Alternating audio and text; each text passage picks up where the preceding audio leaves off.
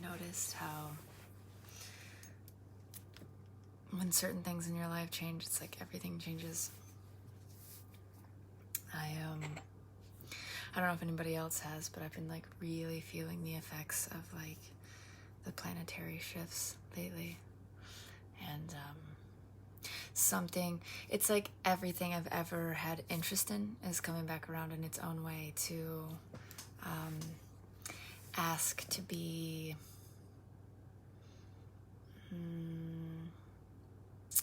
what's the right word? Focused on in a more professional way. Like, I have several forms of art, and they're all asking me to take them a little more seriously. So I have been. A lot of the ways in which I'm creative have been asking to come back around, but there's one particular aspect of myself that is both a technical and a creative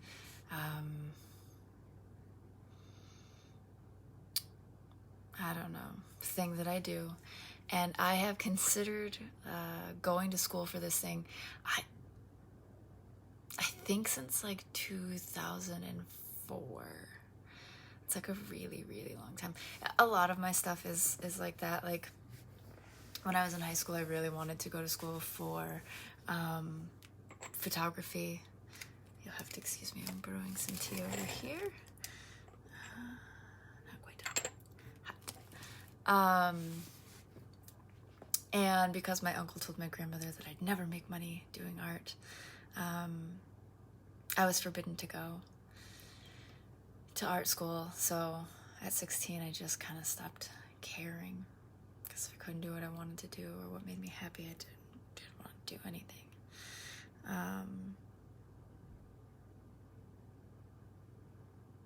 So I don't know. And so I have been toying around with this idea of this specific profession, which again, the profession, the things that I do are not what's important. It's just the concept of like this particular thing that I want to do would most likely require me to move states.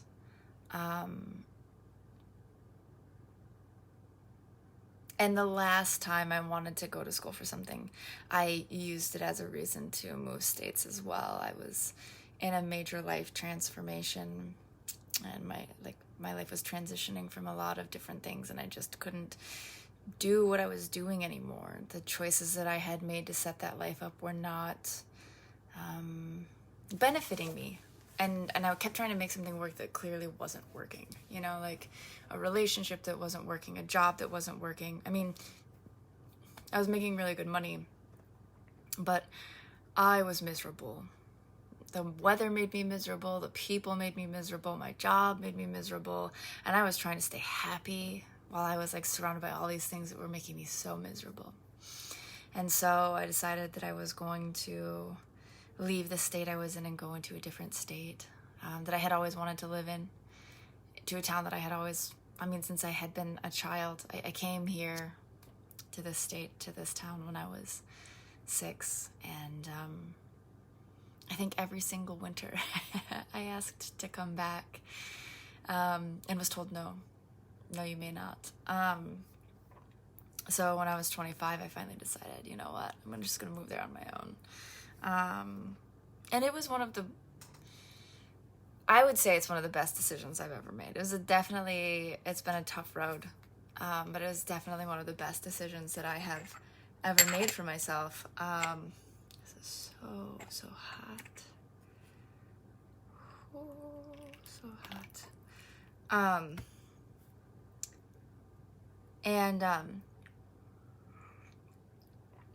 Oh yeah. It's good tea.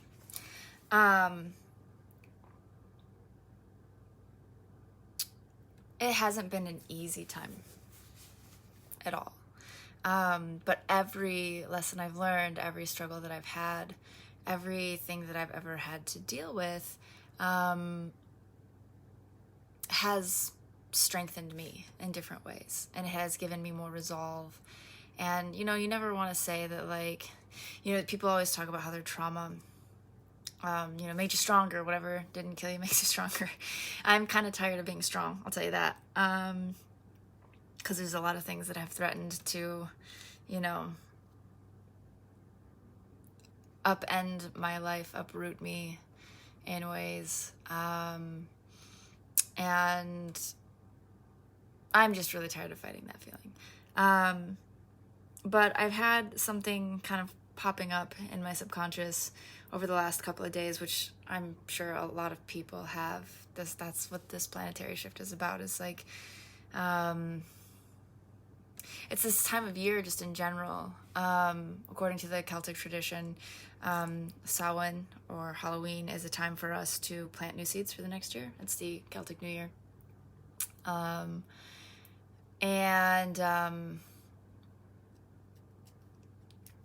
This is the time of harvesting what you've sown.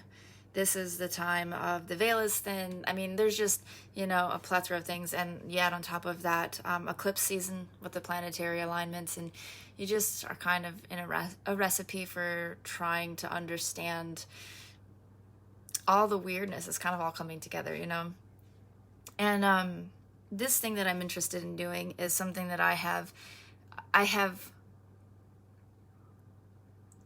considered doing so many different times in so many different ways, and it just has never been right.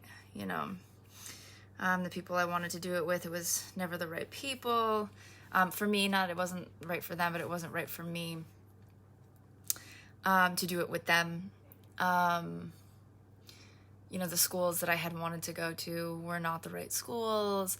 I hadn't really considered this profession from the specific angle I'm considering it now.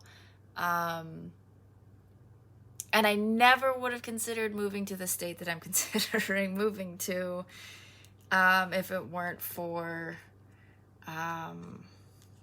several factors, but the majority of the one being that the educational process for this particular field is kind of best for my situation in the country. So, that being said, it made me think about how when you move to a place or when you're getting into an energy for yourself of, building a life, a lot of times that energy, that life that you built is in that place. I saw a reel on Instagram where people were talking about this book about, I think it's The Artist's Way, which I'm assuming I should probably pick up.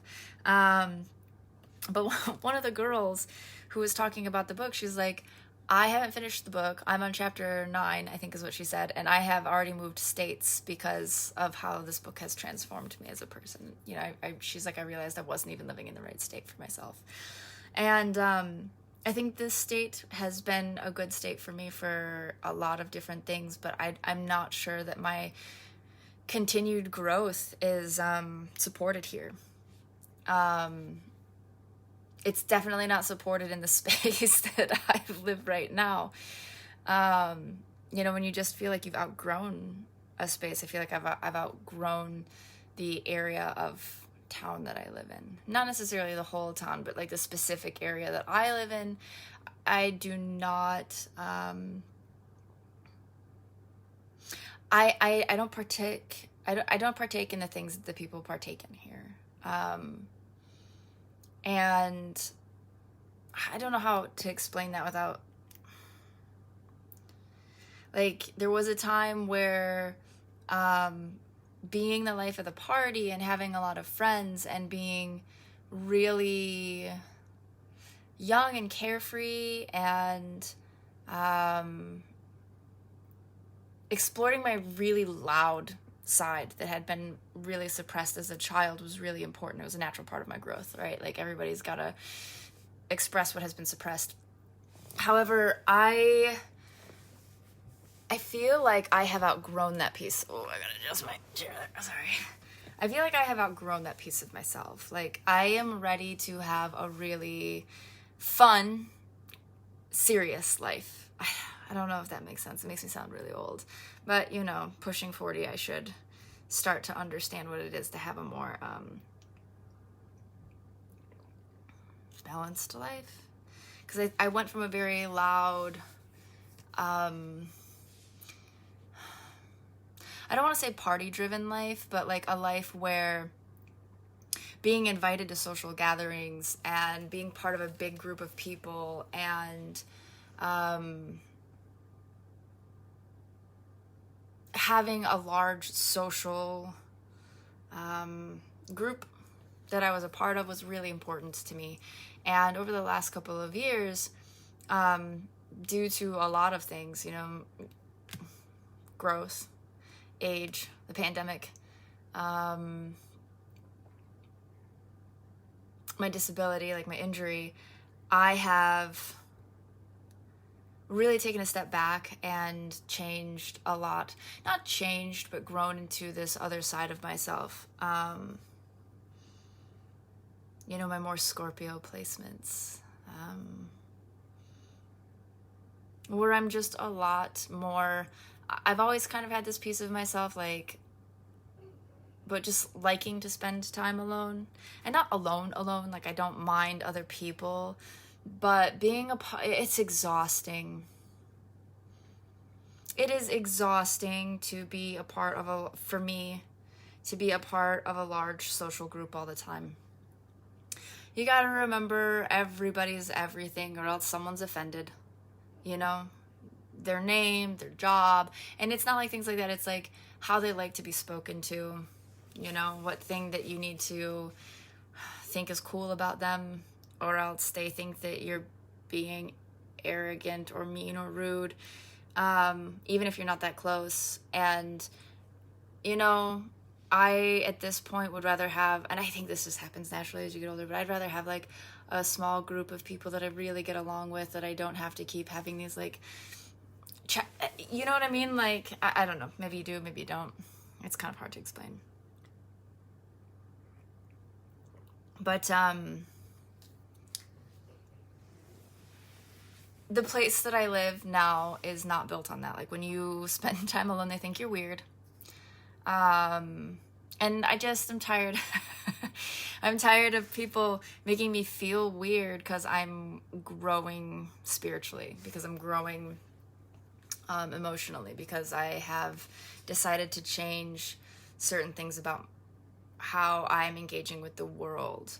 When I was a child, I would go to school and have very few friends and then go home and talk to nobody. Like, my family was really not great, and nobody really talked to me in my house. And so I got really used to spending time alone, you know? When I played in the backyard, I played by myself. I didn't have any siblings that I was raised with. And my cousins who came over, they were more interested in fighting than playing. And it just was not, you know, they were a brother and sister. And they had a lot of conflict. And so when they came over, it was more about how I could keep the peace than had any fun.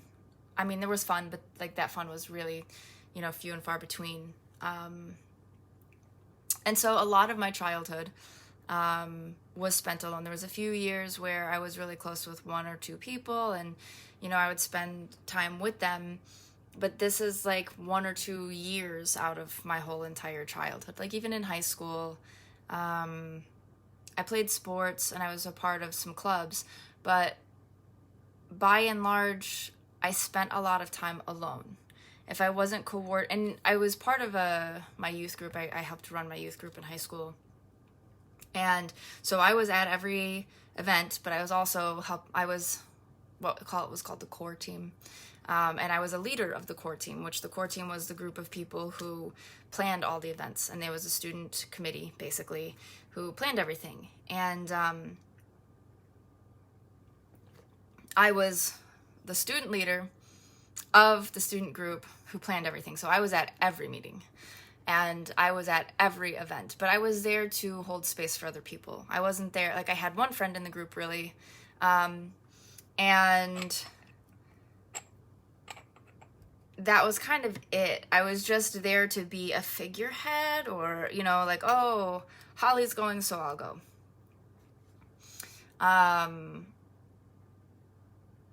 And so I really didn't have anybody who was close to me. So, you know, during the school week, if I wasn't at a meeting or at one of the events, which we held 2 or 3 events every week, but those weren't like I was hanging out with friends. I was running something, you know. If I wasn't doing that, I was at home by myself, in my room doing homework, or, you know, in the backyard practicing some athletic skill, or we had a pool for a long while. I'd swim a lot by myself, or I'd watch TV, you know. Funny story, 16 Candles was on every weekend of my birthday for like 3 or 4 years, including my 16th birthday, which is kind of fun. And that's like, even on my birthday, I had spent, like, I remember my 15th, 16th birthday, both of them, I spent the whole entire morning by myself in front of the TV, and then I had to prepare the birthday stuff, you know, like the picnic tables, and putting the tablecloths on them, and getting things arranged, and putting up the tent, you know, the little sunshade tent and whatnot, and I had to do that a lot by myself. Like, there wasn't, like, moving the picnic tables was too hard for me, but a lot of the preparation I did by myself. And then I felt like the people who came to my birthday party didn't really even come to hang out with me. Like, they came to hang out with each other, and of course give me gifts and eat cake, right? But, like, there wasn't a lot of, like, and then they would leave, and then I would go back to watching the TV by myself. So as an adult spending this time by myself, you know, I used to feel really sad that I didn't have a lot of people around me. And then I had a lot of people around me. It was really important for me for a long while in my 20s to try to create that space for myself. So in college, when I did my undergrad versus technical school, I, again, was part of a large group with the church. This was when I was still part of the church. And I had, you know, 3 or 4 close friends in that group, and then there was probably 35 of us. So it was pretty regular, which is quite a feat for college kids, right? Like, going to church regularly. You know, I was in a music group, which was, well, that's a whole nother story again. I did a lot of things. I was, you know, I made sure that I had a really good social life. That was important to me because I hadn't really had a good social life up until that point. And then when I decided to go to technical, or when in between there, I had a lull at a point, and then during a relationship, and then when I broke up with that person, I again had a large group of friends. And then when I moved to where I live now, I had a huge group of friends. Huge. And then another bigger group of friends. But I wasn't really friends with any of them. Didn't have a best friend. I had a roommate that I was close with, and then not so close with, because that's kind of what happens sometimes with roommates. I think we both realized at a point that we were only really friends because we were safe to live with each other, and we cared to make sure the other person was safe and okay. But after a while, when you live with someone for quite some time, you start to realize where you have differences, like, and sometimes those differences can create large rifts between people. Like, you know, everybody has the things that they're considerate of and the things that they're inconsiderate of. And I think that we had very opposite things that we cared about and that we were inconsiderate about. And eventually those two things drive people apart, no matter how much you care about them. Like, I still hope that, you know, all of my friends are well. But I'm starting to realize, like, how much I did not get along with most of the people that I was, because my life was so traumatic. I was just interested in having anybody who would be close to me. And so I had large groups of friends that I didn't super care about. Not that I didn't care about them, but like they were not people who nourished me. They weren't people who helped me become a better person. And I'm really in the phase of my life where, like, if you're not a person who I can help be a better person and you can't help me be a better person, I'm not interested in getting close to you. I can have, very congenial conversations. I hope that you're well. I'm going to be nice to you, but I am not interested in getting close to you or getting to know you in any kind of way, because there's work with emotional bonds. Like, you take on a lot in having an emotional bond with another person. And I'm not interested in faking that bond, and I'm not interested in, making someone feel bad. I used to always be the person where if I saw someone sitting in the corner and no one was really talking to them, I would go over and talk to them, because I hated the feeling of when everybody felt like they gelled and I was left out. So I would never let that happen to a person. And, even in the last group of people that I had attempted to make friends with, I was that way. Like, we were all out one night and there was a guy that nobody was talking to. And so I spent the whole entire night talking to him, because I felt like, what's so quiet, I'm sure you're very interesting, because I'm very interesting, and I tend to be quiet. When I don't feel like I fit in or I don't feel comfortable, I will get very quiet. But I know that there's a lot beneath the surface with me, so I'm always very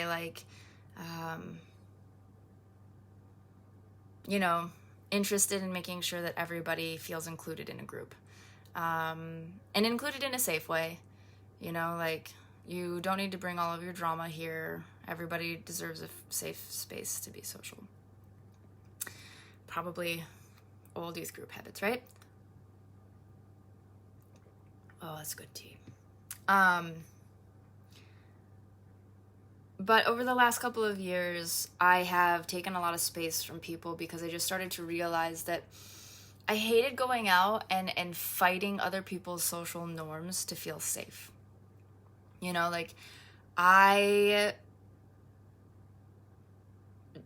I've recently ended some friendships in my life, not because because I'm frustrated that I have to keep being like, hey, I don't like to talk like that, or I don't really want to feel like that, or, people are allowed to have their ways about how they want to socialize, about what they want to think about how they want to live their lives. And I'm tired of feeling like the hall monitor. I'm tired of having to, you're not my child. If you were my child, then that is not something I would get tired of, because that's the job, is to help someone raise themselves into a wonderful, beautiful adult. But once somebody's a grown adult and you're not any part of my lineage, my child, because you're not even supposed to do this with your partner. It's just like I got tired of it. And so I just, rather than have to keep acting like somebody's mom or the hall monitor, I decided that it would be better that I didn't spend time with those people anymore. And that has been so good for me. And it's happened over I'm sure that other people are experiencing this, because the way the planets have changed over the last 6 months to a year, everything has shifted for people. And if it hasn't, you've felt weird. And if you haven't felt weird, it's because you were already in an alignment and you've gotten deeper into that alignment and things are good. But, excuse me, got an itch in my nose. I've just moved away from all of the things that I was using to hide my pain,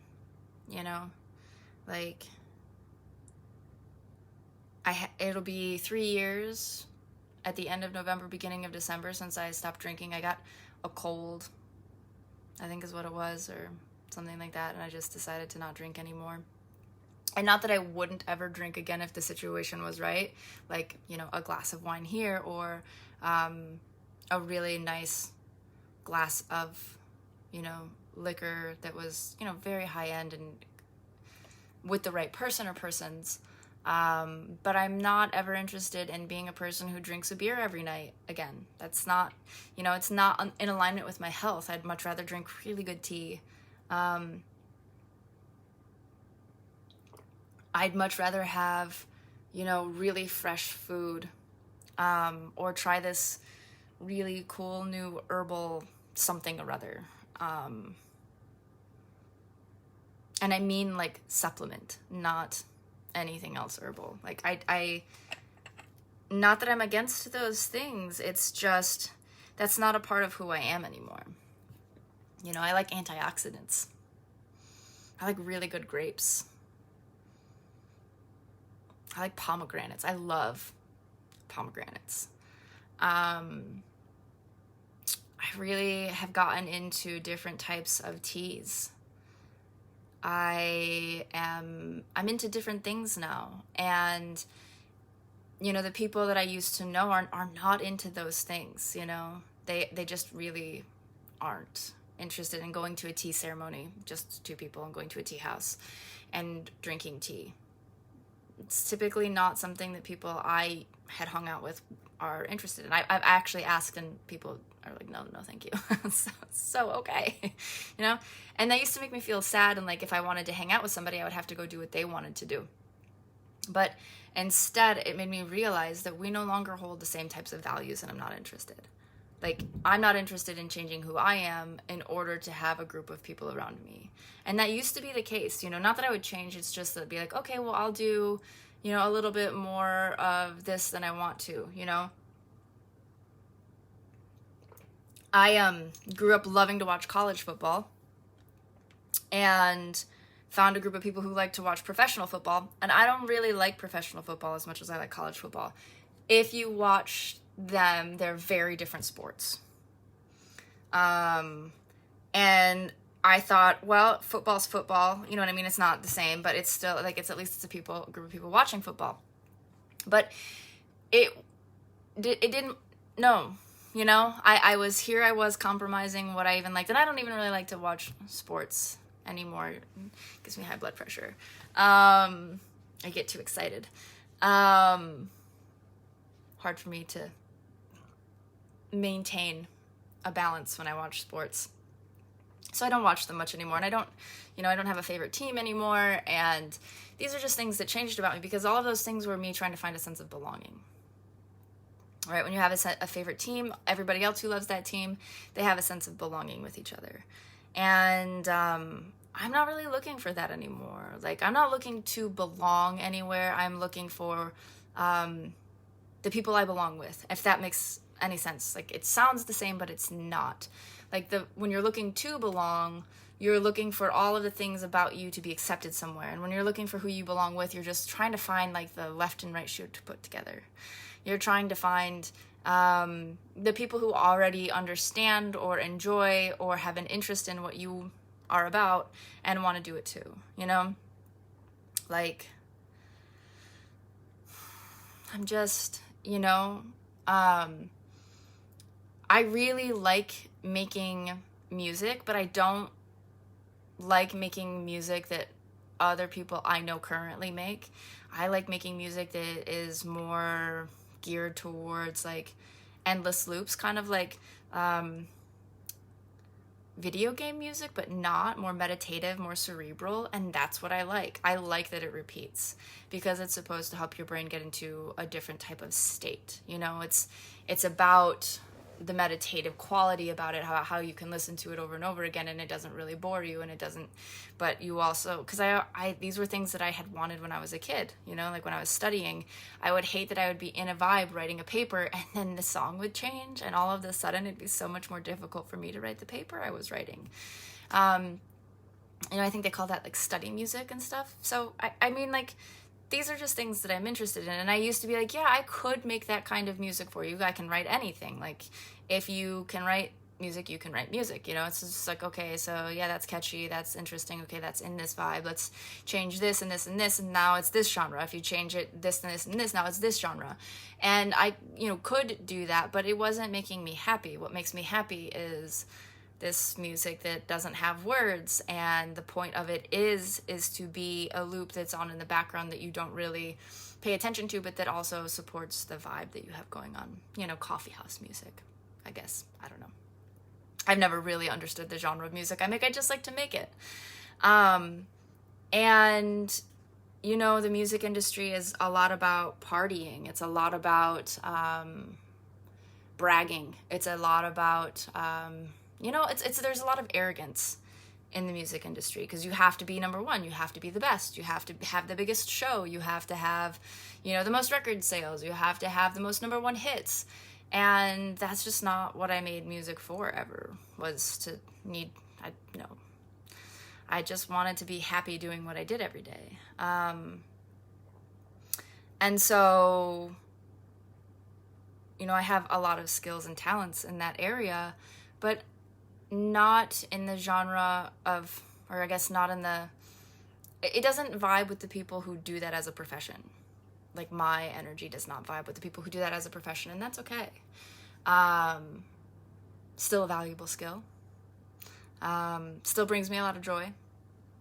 But I'm just noticing a lot of changes. And since that part of me has changed, and I no longer need acceptance in those types of creative fields, and I no longer feel the need to have large social groups, and I no longer have this feeling of needing to find myself feeling accepted and belonging and all those kinds of things, I find myself drawn to my other passions and my other creative pursuits, which is drawing me to a completely different location to live, which is how I started this. And what I find interesting is that as I have transformed as a person, I have felt myself called to various different places. And I've lived in a lot of places: Washington, you know, San Diego area, LA, Oakland.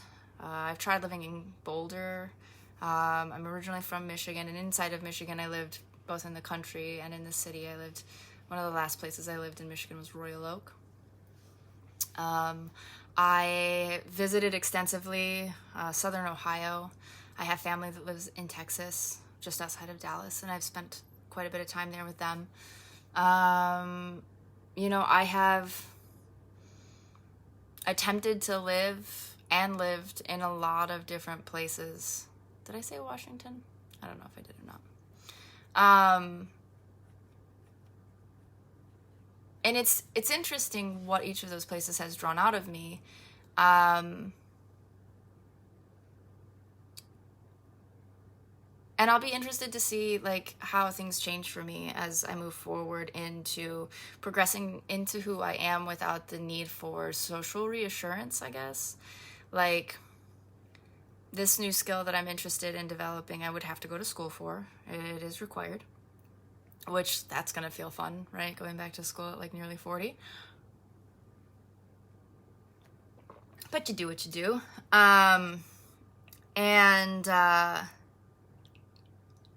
You know, everything that I'm interested in right now, well, almost everything that I'm interested in right now, requires either a very lengthy apprenticeship or going back to school. And that is one of the things that I knew was going to happen when I got injured, is that I was going to have to either go back to having a sedentary music job, which would be like being behind the desk, and more of the production side of it versus the performance side of it, or a new profession. And so I have just been kind of like dilly-dallying with different skills and hobbies that I've had and different interests to see which one was an actual professional fit. You know, what could I do every day, day in and day out, as a career? Which one of those things could I really be interested in doing every day for, 8 hours, right? Like that is the basis of whether or not you should be doing something. Can you do it every day for a length of time? And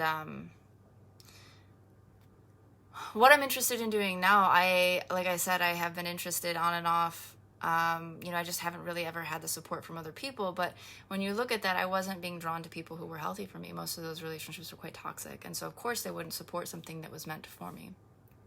But with this shift of planets and with this shift of things that I have going on in my personal life, it is something that's very, I feel it calling, and I feel nervous. I feel really kind of intimidated. And that's kind of a good sign for me because, you know, what's been comfortable isn't for me necessarily.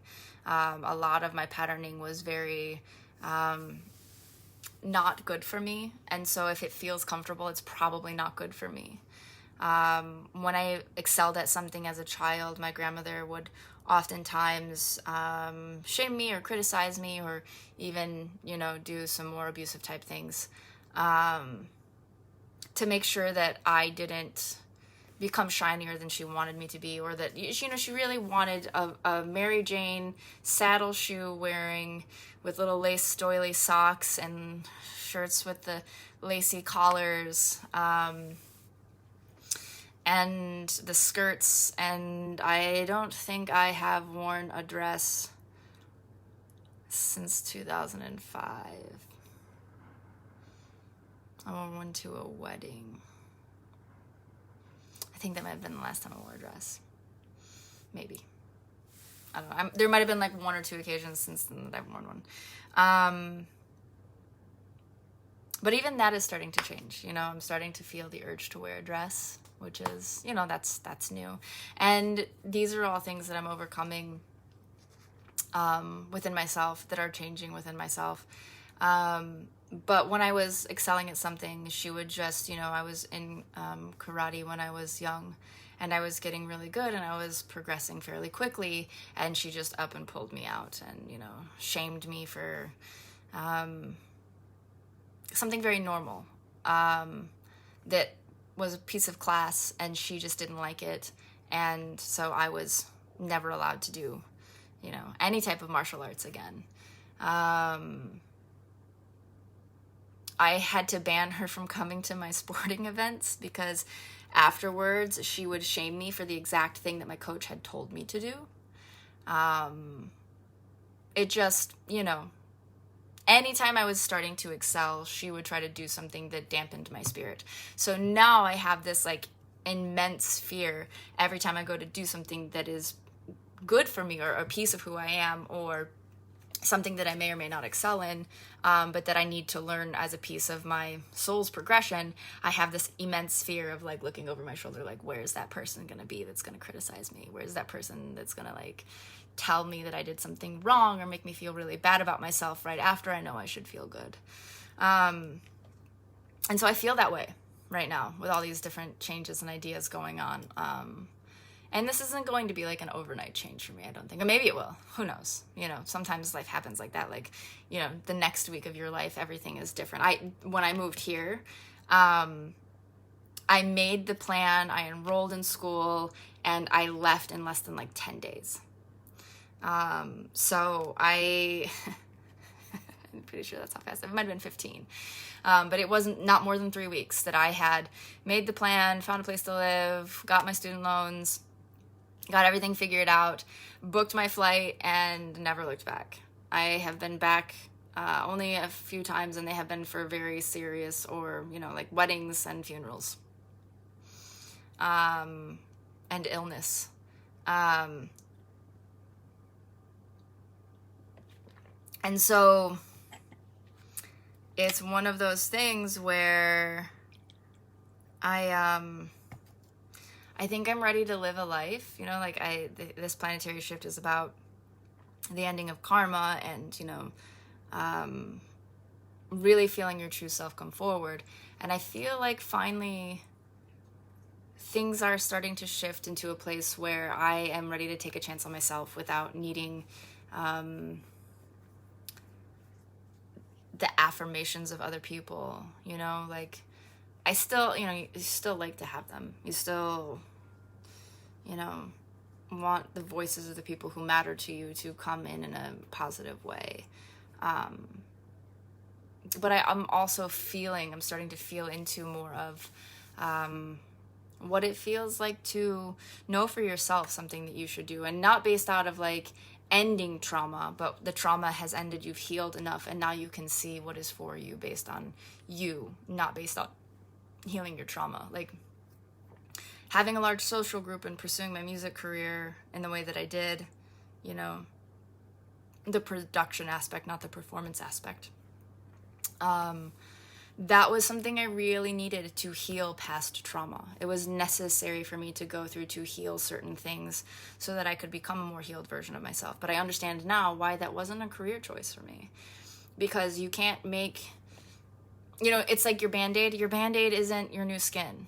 Your new skin grows under the Band-Aid, and eventually the Band-Aid comes off, and then you look, and then there's your healed skin, And then you treat that healed skin the way that healed skin needs to be treated. And that's just who you are now, is that person either with that scar or without that scar or with that tenderness or whatever's going on underneath the bandage. You break a bone, and even if it, it might set wobbly, it might set crooked, it might set straight, but it's still now this new arm that has been broken and has healed. And you are not who you are with the cast. And you're not who you are when you immediately come out of the cast either. Like, it takes some time, but then you are who you are, and that's who you are. And those are your new limitations, or those are your new, functions.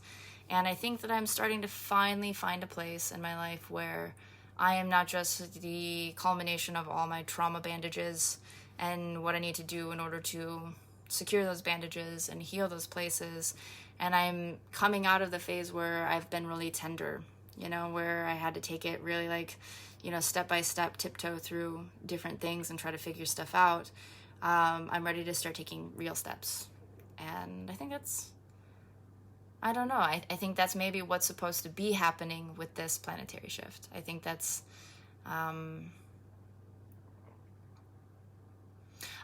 what we're all supposed to grow into as we grow as people. Like, we're supposed to let go of the, security blankets, let go of the pacifiers, let go of, mommy and daddy's hand eventually, and feel safe to be on our own. And not that I have any of those things, but that's how trauma makes you feel. Like, you still need someone to hold your hand to do stuff. And not that you don't want to hold, a partner's hand or somebody's hand in life. It's that you don't need it anymore. That's a bonus. That's a blessing. That's just wonderful, Having that kind of love and support because you are able to give it in return because it's reciprocal. That's just a wonderful place to be.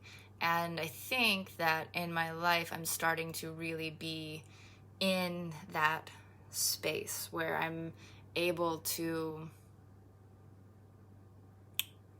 move away physically, emotionally, and mentally from the space of needing those types of things for myself. Like, I no longer need a large group of people shouting my name at me, which, like, in a good way. I wouldn't, it wouldn't bother me if it happened, but I don't need it anymore. I don't need the affirmation of a large group of people praising me. Not, praising me, but being like, hey, it's Holly, woo, yeah. I don't need that. Wouldn't bother me, like I said, if it happened, but I used to need that. I used to need that type of validation of, like, people really want me here. And not just one person is happy that I'm here. Lots of people are happy that I am here. And that makes me feel so good about myself, that I have, like, positively impacted all these people, and they feel so much joy just by knowing my presence is here. Like, if I make you happy because I'm around, oh man, that's great. If I don't, sorry.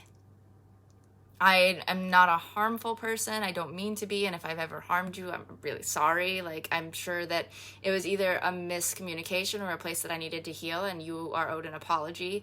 But that's it. Like, I'm not trying to harm people. I'm not trying to win people's affection either, though. Just trying to be happy being me and excel at the things that I have skill at, and really progress my life forward. And I'm hoping that this planetary shift, this time of year, is that reaffirming to you, whoever watches this, that this is a time of your life where you can really lean into the things that make you feel really good to be who you are. That you can really, affirm to yourself that you're making the right decisions and feel safe and confident in that. Feel safe in knowing which type of fear is questioning the limitations you gave yourself. And which type of fear is, from outside voices. So you know which fear to step through to the other side.